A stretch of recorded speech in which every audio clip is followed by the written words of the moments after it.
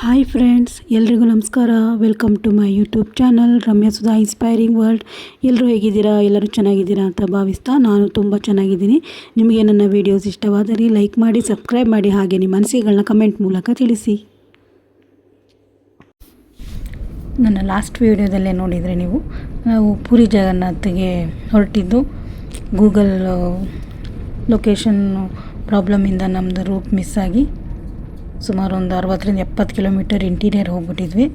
So ಮತ್ತು ಅಲ್ಲಿಂದ ವಾಪಸ್ ಪಾಲೂರು ಜಂಕ್ಷನ್ ಅಂತೇಳಿ ಹೈವೇ ಭುವನೇಶ್ವರ್ಗೆ ಹೋಗುವಂಥ ಮೇನ್ ಜಂಕ್ಷನ್ನು, ಅಲ್ಲಿಗೆ ನಾವು ವಾಪಸ್ ಬರಬೇಕಿತ್ತು. ಸುಮಾರು ಅಲ್ಲಿ ಒಂದು 8:30ಗೆ ನಾವು ವಾಪಸ್ ಹೊರಟಿದ್ದು. ಸುಮಾರು ಒಂದು 3 ಗಂಟೆಗಳ ಟೈಮ್ ಹಿಡಿಯಿತು ನಮಗೆ ವಾಪಸ್ ಪಾಲೂರು ಜಂಕ್ಷನ್ ರೀಚ್ ಆಗೋಕ್ಕೆ. ನಾವು 11 ಗಂಟೆ 10:30ಯಿಂದ 11 ಗಂಟೆ ಆಗಿತ್ತು ನಾವು ಜಂಕ್ಷನ್ ರೀಚ್ ಆಗೋದಕ್ಕೆ. ಸೊ ಮತ್ತೆ ಮುಂದೆ ಹೋದರೆ ಹೈವೇ ಆದಮೇಲೆ ಮತ್ತೆ ನಾವು ರೂಮ್ ಸಿಗೋದು ಕಷ್ಟ ಆಗುತ್ತೆ ಅಂಥೇಳಿ, ಸೊ ಅಲ್ಲೇ ನಿಯರಲ್ಲಿ ಒಂದು ಹೋಟೆಲ್ನ ಬುಕ್ ಮಾಡಿ ಸ್ಟೇ ಆಗಿಬಿಡೋಣ ಅಂಥೇಳಿ ಹೊರಟ್ವಿ. ಸುಮಾರು ಹುಡುಕಿದ್ವಿ, ಒಂದು 2-3 ಕಿಲೋಮೀಟರ್ ಸುತ್ತಮುತ್ತ ಹುಡುಕಿದ ಮೇಲೆ ಒಂದು ಹೋಟೆಲ್ ಸಿಕ್ತು. ಸೊ ಅಲ್ಲೇ ಸ್ಟೇ ಮಾಡೋಣ ಅಂಥೇಳಿ ನಾವು ಹೊರಟ್ವಿ. ಸೊ 11 ಗಂಟೆ ಆಗಿದ್ದರಿಂದ ಸ್ವಲ್ಪ ಊಟಕ್ಕೆ ಸಮಸ್ಯೆ ಆಯಿತು. ಸೊ ನಮ್ಮ ಕುಕ್ಕಿಂಗ್ ಮ್ಯಾಗಿ ಮಾಡೋದು ವಿಡಿಯೋ ಮಾಡಬೇಕಿತ್ತು, ಐಟಮ್ಸ್ ತೊಗೊಂಡೋಗಿದ್ದು, ಬಟ್ ಮಾಡೇ ಇರಲಿಲ್ಲ. ಸೊ ಹಾಗಾಗಿ ನೈಟ್ ಮ್ಯಾಗಿ ಮಾಡಿದ್ದೆ. ಸೊ ಯಾರು ವೀಡಿಯೋ ಮಾಡೋ ಇಂಟ್ರೆಸ್ಟ್ ಇಲ್ಲದೇ ಇರೋದ್ರಿಂದ ಅಷ್ಟು ಲೇಟ್ ಆಗಿದ್ದರಿಂದ ವೀಡಿಯೋ ಮಾಡೋಕ್ಕಾಗಲಿಲ್ಲ. ಸೊ ಮಾರ್ನಿಂಗ್ ಬ್ರೇಕ್ಫಾಸ್ಟ್ ಪ್ರಿಪೇರ್ ಮಾಡ್ತಾಯಿದ್ದೆ. ಸೊ ತರಕಾರಿ ಹೆಚ್ಚ್ತಾಯಿದ್ದೀನಿ. ಬೆಳಗ್ಗೆ ಏನು ಕುಕ್ಕಿಂಗ್ ಮಾಡೋಣ ಅಂತ ಯೋಚನೆ ಮಾಡಿದಾಗ ಅವಲಕ್ಕಿ ಉಪ್ಪಿಟ್ಟು ಮಾಡೋಣ ಅಂತೇಳಿ ಡಿಸೈಡ್ ಮಾಡಿದ್ವಿ. ಸೊ ನಮಗೆ ಗೊತ್ತಿತ್ತು ಇಷ್ಟು ಲಾಂಗ್ ಜರ್ನಿ ಹೋಗೋವಾಗ ಊಟ ತಿಂಡಿ ಸಮಸ್ಯೆ ಆಗೋ ಚಾನ್ಸಸ್ ಇರುತ್ತೆ ಅಂಥೇಳಿ. ಆದಷ್ಟು ಎಲ್ಲಿ ಸಿಗುತ್ತೋ ಅಲ್ಲಿ ಮಾಡ್ಕೋತೀವಿ, ಊಟ ತಿಂಡಿ ಆಗ್ತಿತ್ತು. ಎಲ್ಲಿ ಆಗಲ್ಲ, ಎಲ್ಲಿ ನಮಗೆ ಸಮಸ್ಯೆ ಆಗುತ್ತೆ ಅಲ್ಲಿ ಕುಕ್ಕಿಂಗ್ ಮಾಡ್ಕೊಳ್ಳೋಣ ಅಂಥೇಳಿ ನಾವು ಏನು ಅವಶ್ಯಕತೆ ಇದೆ ಎಲ್ಲನೂ ತೊಗೊಂಡು ಬಂದಿದ್ವಿ. ಸೊ 2 ಡೇಸಿಂದ ಅದರ ಅವಶ್ಯಕತೆ ಬೀಳಿಲ್ಲ. ಎಲ್ಲ ಕಡೆ ಫುಡ್ ಸಿಗ್ತಿದ್ರಿಂದ ನಾವು ಮಾಡೋಕ್ಕೆ ಹೋಗಲಿಲ್ಲ. ಸೊ ಅನಿವಾರ್ಯವಾಗಿ ನಿನ್ನೆ ನೈಟ್ ಸ್ಟಾರ್ಟ್ ಮಾಡಿದ್ದು. ಸೊ ನೈಟ್ 11-12 ಗಂಟೆ ಆಗಿದ್ದರಿಂದ ವೀಡಿಯೋ ಮಾಡೋಕ್ಕೆ ಯಾರಿಗೂ ಅಷ್ಟು ಸ್ಟ್ರೈನ್ ಆಗಿದ್ದರಿಂದ ಯಾರಿಗೂ ಇಂಟ್ರೆಸ್ಟ್ ಬರಲಿಲ್ಲ. ಸೊ ಮಾಡೋಕ್ಕಾಗಲಿಲ್ಲ. ಸೊ ಈಗ ಬೆಳಗ್ಗೆ ವೀಡಿಯೋ ಮಾಡ್ತಾಯಿದ್ದೆ. ಸೊ ನಾನು ಅವಲಕ್ಕಿ ಉಪ್ಪಿಟ್ಟು ಮಾಡ್ತೆ. ಸೊ ವೆಜಿಟೇಬಲ್ಸ್ ಎಲ್ಲ ಕಟ್ ಮಾಡಿಕೊಂಡು ನಾನು ಕುಕ್ಕಿಂಗ್ನ ಸ್ಟಾರ್ಟ್ ಮಾಡಿದೆ. ಎಲ್ರಿಗೂ ಅನ್ನಿಸ್ಬೋದು ಇದೇನು ರೂಮಲ್ಲಿ ಅಡುಗೆ ಕುಕ್ಕಿಂಗ್ ಮಾಡ್ತಾರೆ ಅಂತ, ಬಟ್ ಏನು ಮಾಡೋಕ್ಕಾಗಲ್ಲ. ಏಜ್ಡ್ ಪರ್ಸನ್ಸ್ನೆಲ್ಲ ಕರ್ಕೊಂಡು ಹೋದಾಗ ಟೈಮ್ ಸರಿಯಾಗಿ ನಮಗೆ ಫುಡ್ ಇರಲೇಬೇಕು. ಸೊ ನಾವು ಹೋಟೆಲ್ನ ಹುಡ್ಕೊಂಡು ಮಾಡಿಕೊಂಡು ಅದೇ ಒಂದು ದೊಡ್ಡ ಟೈಮ್ ನಮಗೆ ಜಾಸ್ತಿ ತೊಗೊಳುತ್ತೆ. ಸೊ ರೂಮಲ್ಲೇ ಆದರೆ ನಾವು ರೆಡಿ ಆಗೋ ಟೈಮ್ ಮಧ್ಯದಲ್ಲೇ ನಾವು ಕುಕ್ಕಿಂಗ್ ಮಾಡಿಕೊಂಡ್ರೆ ನಮಗೂ ಟೈಮ್ ಸೇವ್ ಆಗುತ್ತೆ. ಸೊ ಟ್ರಾವೆಲಿಗೆ ನಮಗೆ ಅನುಕೂಲ ಆಗೋದ್ರಿಂದ ಆದಷ್ಟು ನಾವು ಟೈಮ್ ಸೇವ್ ಮಾಡೋಕ್ಕೋಸ್ಕರ ಈ ಒಂದು ಡಿಶನ್ನು ತೊಗೊಂಡು ಕುಕ್ಕಿಂಗ್ನ ಮಾಡೋ ಪ್ರಯತ್ನವನ್ನು ಮಾಡಿದ್ವಿ. ಎಲ್ಲಿ ಆಗುತ್ತೆ ಅಲ್ಲಿ ಮಾಡೋಣ, ಎಲ್ಲಿ ಆಗಲ್ವೋ ಬೇಡ, ಅಷ್ಟೇ ನಮ್ಮ ಒಂದು ಮಾಡಲೇಬೇಕು ಅನ್ನೋದೇನು ನಮ್ಮ ಮನಸ್ಸಲ್ಲಿರೋಣ. ಎಲ್ಲಿ ಅನುಕೂಲ ಸಿಗುತ್ತೆ ಅಲ್ಲಿ ಕುಕ್ಕಿಂಗ್ ಮಾಡ್ತಿದ್ವಿ, ಎಲ್ಲಿ ಫುಡ್ ಸಿಗುತ್ತೆ ಅಲ್ಲಿ ಫುಡ್ ತಿಂತಾಯಿದ್ವಿ ಅಷ್ಟೇ. ಸೊ ಹಾಗಾಗಿ ಎಲ್ಲ ನಾನು ಸ್ನಾನ ಮಾಡಿ ನಾನು ರೆಡಿಯಾಗಿ ಟಿಫನ್ ಪ್ರಿಪೇರ್ ಮಾಡೋಕ್ಕೆ ಉಳಿದವರೆಲ್ಲ ರೆಡಿ ಆಗಲಿ ಅಂದ್ಬಿಟ್ಟು ಇನ್ನೂ ರೆಡಿ ಆಗ್ತಾಯಿದ್ರು. ಅಷ್ಟರಲ್ಲಿ ಬ್ರೇಕ್ಫಾಸ್ಟ್ ಪ್ರಿಪೇರ್ ಮಾಡಿಬಿಟ್ರೆ ಸೊ ಟಿಫನ್ ಮಾಡಿಕೊಂಡು ನಾವು ಇಲ್ಲಿಂದ ಹೊರಡೋಕ್ಕೆ ಸರಿ ಹೋಗುತ್ತೆ ಅಂತೇಳಿ ಸುಮಾರು ಇಲ್ಲಿಂದ ಒಂದು 120 ಕಿಲೋಮೀಟ್ರ್ ಇತ್ತು ಪೂರಿ ನಮಗೆ ರೀಚ್ ಆಗೋಕ್ಕೆ. ಸುಮಾರು 2.5 ಅವರ್ಸ್ 3 ಅವರ್ಸ್ ಬೇಕಿತ್ತು ಜರ್ನಿ. ಸೊ ಹಾಗಾಗಿ ಆದಷ್ಟು ಬೇಗ ಹೊರಟ್ಬಿಡೋಣ ಅಂಥೇಳಿ ನಾವು ಬೇಗ ರೆಡಿ ಆಗ್ತಾಯಿದ್ವಿ.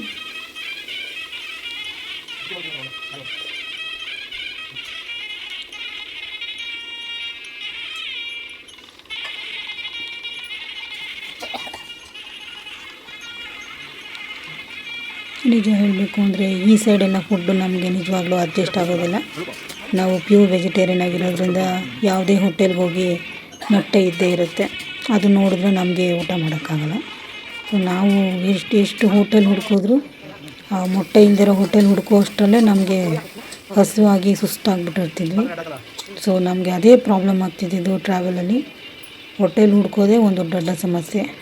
ನಾನ್ ವೆಜಿಟೇರಿಯನ್ಸ್ ಆದರೆ ಹೋಟೆಲ್ ಹುಡ್ಕೋದೇನು ಅಷ್ಟು ಕಷ್ಟ ಅನಿಸಲ್ಲ, ನಮಗೆ ಸ್ವಲ್ಪ ಅದೇ ಒಂದು ಸಮಸ್ಯೆ ಆಗೋದು. ಬಟ್ ಆದಷ್ಟು ನಾವು ಹುಡುಕ್ತಿದ್ವಿ, ತೀರಾ ಆಗಲ್ಲ ಅಂದಾಗ ಸೊ ನಮ್ಮ ಒಂದು ಕುಕ್ಕಿಂಗ್ ಏನು ತಂದಿದ್ವಿ ಅದರಿಂದ ಕುಕ್ ಮಾಡ್ಕೊಂಡು ಊಟ ಮಾಡ್ತಿದ್ವಿ ಅಷ್ಟೇ. ಬಟ್ ಇದು ಸ್ವಲ್ಪ ಟೈಮ್ ತೊಗೊಳುತ್ತೆ, ಬಟ್ ಏನು ಮಾಡೋಕ್ಕಾಗಲ್ಲ, ಆರೋಗ್ಯ ಇಂಪಾರ್ಟೆಂಟು. ನಾವು ಮಾಡಿದ್ರೆ ಅಟ್ಲೀಸ್ಟ್ ಹೊಟ್ಟೆ ತುಂಬ ತಿನ್ಬೋದು, ರುಚಿಯಾಗಿ ತಿನ್ಬೋದು ಹೋಮ್ ಮೇಡ್ ಫುಡ್ಡು. ಸೊ ಹಾಗಾಗಿ ನಾನು ಬ್ರೇಕ್ಫಾಸ್ಟ್ ಮಾಡ್ತಾಯಿದ್ದೆ, ಬೇಗ ಬೇಗ ತಿಂದು ಹೊರಟ್ಬಿಡೋಣ ಅಂಥೇಳಿ.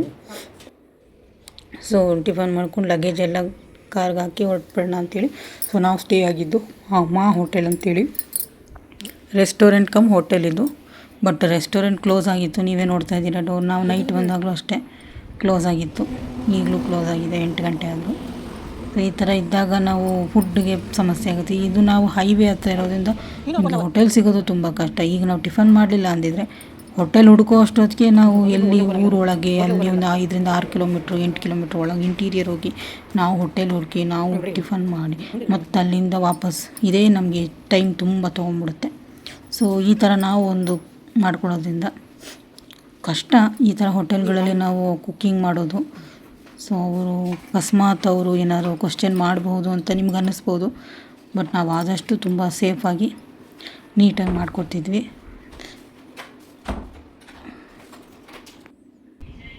ಸೊ ಎಲ್ಲ ಪ್ಯಾಕ್ ಆಗಿತ್ತು. ಸೊ ಸ್ವಲ್ಪ ಲಗೇಜ್ ಹಾಕೊಂಡು ಬಂದ್ವಿ. ಈಗ ಉಳಿದಿದ್ದ ಲಗೇಜ್ನ ಹಾಕಬೇಕು. ಸೊ ನಾನು ಫಸ್ಟ್ ಮಾಡಿಬಿಟ್ಟಿದ್ದೆ, ಅದು ತುಂಬ ಹಸುವಾಗಿತ್ತು ಅಂತೇಳಿ ಇವ್ರು ಟಿಫನ್ ಮಾಡ್ತಾಯಿದ್ದಾರೆ. ಸೊ ಈಗ ನಾವು ನಮ್ಮ ಜರ್ನಿನ ಪುರಿ ಜಗನ್ನಾಥ್ ಕಡೆಗೆ ಸ್ಟಾರ್ಟ್ ಮಾಡಿದ್ವಿ.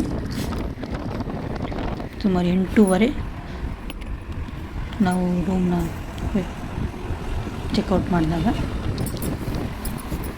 ಸೊ ಬೆಳಗ್ಗೆ ಕಾಫಿ ಕುಡ್ದಿರಲಿಲ್ಲ, ಹಾಲು ಸಿಕ್ಕಿರಲಿಲ್ಲ. ಹಾಲು ಸಿಕ್ಕಿದರೆ ಕಾಫಿ ಮಾಡ್ತಿದ್ದೆ. ಸೊ ಅಲ್ಲಿ ಹಾಲೆಲ್ಲೂ ಸಿಕ್ಕಿರಲಿಲ್ಲ. ಸೊ ಹಾಗಾಗಿ ಸುಮಾರು 9 ಗಂಟೆ 9:15 ಆಗಿತ್ತು. ಸೊ ಹೈವೇ ಹತ್ರನೇ ಒಂದು ಕಾಫಿ ಹೋಟೆಲ್ ಸಿಕ್ತು. ಸೊ ಹಾಗಾಗಿ ಕಾಫಿ ಕುಡ್ಕೊಂಡು ಹೊರಟ್ಬಿಡೋಣ ಅಂಥೇಳಿ ಇದು ಮಾಡಿದ್ವಿ. ನಮ್ಮ ಮಾವನವ್ರಿಗೆ ಕಾಫಿ ಇಲ್ಲದೆ ಹೋದರೆ ಆಗೋದಿಲ್ಲ. ಸೊ ಹಾಗಾಗಿ ಕಾಫಿ ಬೇಕೇ ಬೇಕು. ಆದಷ್ಟು ನಾವು ಟೈಮ್ ಕರೆಕ್ಟಾಗಿ ಸಿಗೋಕ್ಕೆ ಅವಕಾಶ ಹುಡುಕ್ತಾಯಿದ್ವಿ. ಕೆಲವು ಕಡೆ ಸಿಗ್ತಿರ್ಲಿಲ್ಲ. ಬಟ್ ಇಲ್ಲಿ ನಮ್ಮ ಒಂದು ಚೆನ್ನಾಗಿತ್ತು, ಗೆರೆ ಸಿಕ್ತು ಹೋಟೆಲು. ಸೊ ಹಾಗಾಗಿ ಕಾಫಿನೂ ತುಂಬ ಚೆನ್ನಾಗಿತ್ತು, ಸ್ಟ್ರಾಂಗ್ ಆಗಿತ್ತು ಕಾಫಿ. ಸೊ ಹಾಗಾಗಿ ನಾನು ಕೂಡ ಕಾಫಿ ಕುಡಿದು ಬಿಡೋಣ ಅಂತೇಳಿ, ಯಾಕೋ ಸ್ವಲ್ಪ ತಲೆನೋಯ್ತಿತ್ತು, ಹಾಗಾಗಿ ಕಾಫಿ ಕುಡಿತಾ ಇದ್ದೆ. ಸೊ ನಾವು ಪೂರಿಗೆ ರೀಚ್ ಆಗ್ತಾಯಿದ್ದೀವಿ. ಸುಮಾರು ಒಂದು 11 ಗಂಟೆಗೆ ನಾವು ಪೂರಿ ರೀಚ್ ಆದ್ವಿ. ಇನ್ನೂ ಒಳಗೆ ಹೋಗಬೇಕು. ಎಂಟ್ರಿ ಆಯಿತು 11 ಗಂಟೆ ಅಷ್ಟೊತ್ತಿಗೆ.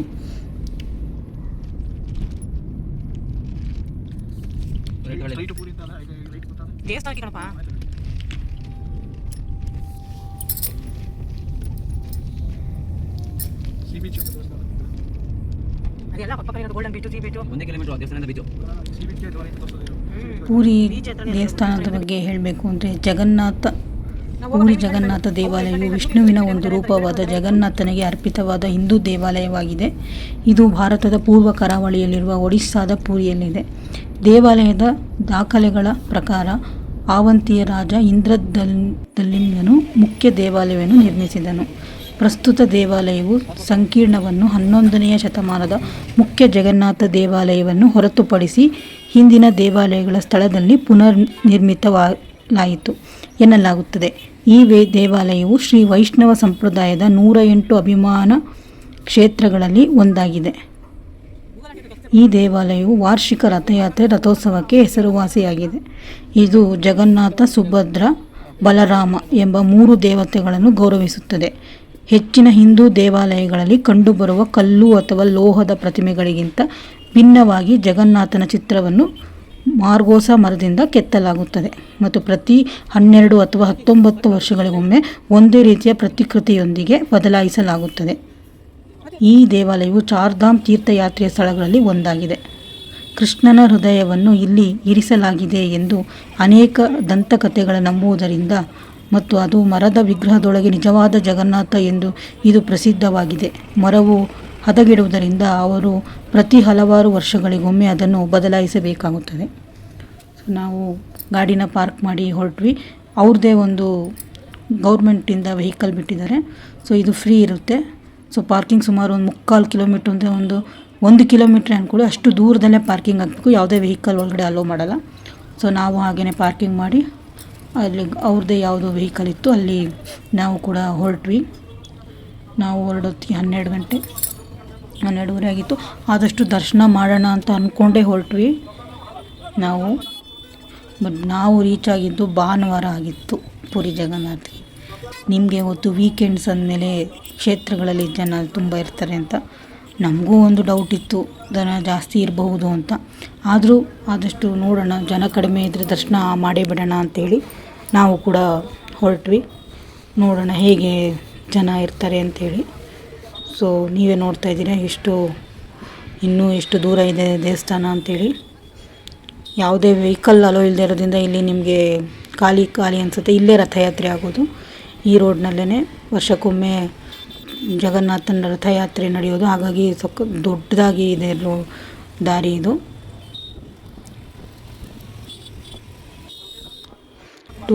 ಟೂ ವೀಲರ್ಸ್ ಅಲೋ ಇದೆ. ಸೊ ಇಲ್ಲಿ ನಿಲ್ಲಿಸ್ಬಿಡ್ತಾರೆ. ಇಲ್ಲಿಂದ ಸುಮಾರು ಒಂದು 300-400 ಮೀಟ್ರ್ ನಡಿಬೇಕಾಗುತ್ತೆ ದೇವಸ್ಥಾನದ ಹತ್ರಕ್ಕೆ. ಅಷ್ಟು ದೂರದಲ್ಲೇ ನಿಲ್ಲಿಸ್ತಾರೆ ಈ ಗಾಡಿಗಳನ್ನ. ಸೊ ನಾವು ಇಲ್ಲಿಂದ ದೇವಸ್ಥಾನ ಕಡೆ ಹೊರಟ್ವಿ.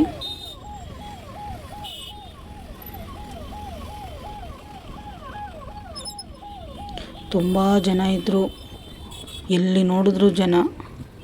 ನಮಗಿಲ್ಲಿ ಹೋಗುವಾಗ ಅಷ್ಟು ಅನ್ನಿಸ್ಲಿಲ್ಲ ಜನ ಇರ್ತಾರೆ ಅಂತ ಅಂದ್ಕೊಂಡು ಮುಂದೆ ಹೋಗ್ತಾ ಇದ್ವಿ. ಅಲ್ಲಿ ಎಂಟ್ರೆನ್ಸ್ ಹತ್ರ ಸಿಂಹದ್ವಾರ ಇದೆ. ಒಟ್ಟು 4 ದ್ವಾರಗಳಿವೆ ಅಲ್ಲಿ. ಸಿಂಹದ್ವಾರ, ಲಯನ್ಸ್ ಗೇಟ್ ಅಂತಾರೆ. ಇದು ಈಸ್ಟ್ ಮೇಯ್ನ್ ಎಂಟ್ರೆನ್ಸ್ ಆಗಿರುತ್ತೆ ಪೂರ್ವದಲ್ಲಿ. ಪಶ್ಚಿಮದಲ್ಲಿ ವ್ಯಾಘ್ರದ್ವಾರ ಅಥವಾ ಹುಲಿ ದ್ವಾರ, ಉತ್ತರದಲ್ಲಿ ಹಸ್ತಿ ದ್ವಾರ ಅಥವಾ ಆನೆ ದ್ವಾರ, ಮತ್ತು ದಕ್ಷಿಣದಲ್ಲಿ ಅಶ್ವದ್ವಾರ ಅಥವಾ ಕುದುರೆ ದ್ವಾರ ಅಂತಾರೆ. ಸೊ ಸಿಂಹದ್ವಾರದಲ್ಲೇ ದರ್ಶನ ಮಾಡಬೇಕು ಅನ್ನೋದು ಸುಮಾರು ಜನರ ಮನಸ್ಸಿನಲ್ಲಿರೋದ್ರಿಂದ ಸಿಂಹದ್ವಾರ ಯಾವತ್ತೂ ರಶ್ ಇದ್ದೇ ಇರುತ್ತೆ. ಬಟ್ ಎಲ್ಲ ದ್ವಾರದಲ್ಲೂ ದರ್ಶನ ಮಾಡ್ಬೋದು. ಬಟ್ ಸಿಂಹದ್ವಾರದಲ್ಲಿ ಏನೋ ಒಂದು ಜಾಸ್ತಿ ಪ್ರಾಮಿನೆನ್ಸ್ ಕೊಡ್ತಾರೆ ಜನ. ಸೊ ಹಾಗಾಗಿ ಆ ದ್ವಾರದಲ್ಲಿ ಜನ ಜಾಸ್ತಿ ಇದ್ದರು. ಸೊ ನಾವು ಮತ್ತೊಂದು ದ್ವಾರ ನೋಡೋಣ ಹೇಗೆ ಜನ ಇದ್ದಾರೆ ಅಂತ ನೋಡೋಣ ಅಂತ ಹೋದ್ವಿ. ಮತ್ತೊಂದು ದ್ವಾರದಲ್ಲೂ ಕೂಡ ತುಂಬ ಜನ ಇದ್ದರು. ಸಾಮಾನ್ಯ ಭಾನುವಾರ ಆಗಿರೋದ್ರಿಂದ ರಶ್ಶು ತುಂಬ ಇರುತ್ತೆ. ಸೊ ಅಲ್ಲೇ ನಾವು ವಿಚಾರಿಸಿದಾಗ ನೈಟ್ ಟೈಮ್ ಸ್ವಲ್ಪ ದರ್ಶನ ಈಸಿ ಆಗುತ್ತೆ, ರಶ್ ಕಡಿಮೆ ಇರುತ್ತೆ ಅಂತ ಹೇಳಿದ್ರು. ಸೊ ನಾವು ಈಗ ದರ್ಶನ ಹೋಗೋದು ಬೇಡ, ಊಟ ಮಾಡ್ಕೊಂಡು ರೂಮ್ ಮಾಡಿ ಸೆಟಲ್ ಆಗಿಬಿಡೋಣ ಅಂಥೇಳಿ ನಾವು ದೇವಸ್ಥಾನದಿಂದ ಹೊರಟ್ವಿ. ಅಲ್ಲೇ ದೇವಸ್ಥಾನದ ಹತ್ರದಲ್ಲೇ ಊಟ ಮಾಡಿಕೊಂಡು, ಟೈಮ್ ಆಗಿತ್ತು 1 ಗಂಟೆ 1:30 ಆಗಿತ್ತು. ಸೊ ಮತ್ತೆ ಹುಡ್ಕೋದು ಬೇಡ ಹೋಟೆಲ್ನ ಅಂಥೇಳಿ ಫಸ್ಟು ಊಟ ಮಾಡ್ಕೊಂಬಿಟ್ಟು ನಂತರ ನಾವು ರೂಮ್ನ ಹುಡ್ಕೊಂಡು ರೂಮ್ ಮಾಡೋಣ ಅಂಥೇಳಿ ಹೊರಟ್ವಿ. ಸೊ ರೂಮ್ ಹುಡ್ಕೋದು ಸ್ವಲ್ಪ ಕಷ್ಟ ಆಯಿತು ನಮಗೆ, ಯಾಕೆಂದರೆ ಭಾನುವಾರ ಆಗಿರೋದ್ರಿಂದ. ಸೊ ನೋಡಿ, ದೇವ ದರ್ಶನ ಮಾಡಿ ಧ್ವಜ. ಸೊ ಹಾಗೆ ನಾವು ರೂಮ್ನ ವಾಪಸ್ ಮತ್ತೆ ಅದೇ ಅವ್ರದ್ದೇ ವೆಹಿಕಲಲ್ಲಿ ಹೋದ್ವಿ. ಸೊ ಈ ವಿಡಿಯೋ ತುಂಬ ಲಾಂಗ್ ಆಗೋದ್ರಿಂದ ಸೊ ನಾನು ಈ ವಿಡಿಯೋನ ಇಲ್ಲಿಗೆ ಎಂಡ್ ಮಾಡ್ತೀನಿ. ಮುಂದೆ ಏನಾಯಿತು ಅನ್ನೋದು ನೆಕ್ಸ್ಟ್ ವಿಡಿಯೋ ತಿಳಿಸ್ತೀನಿ. ಬಾಯ್.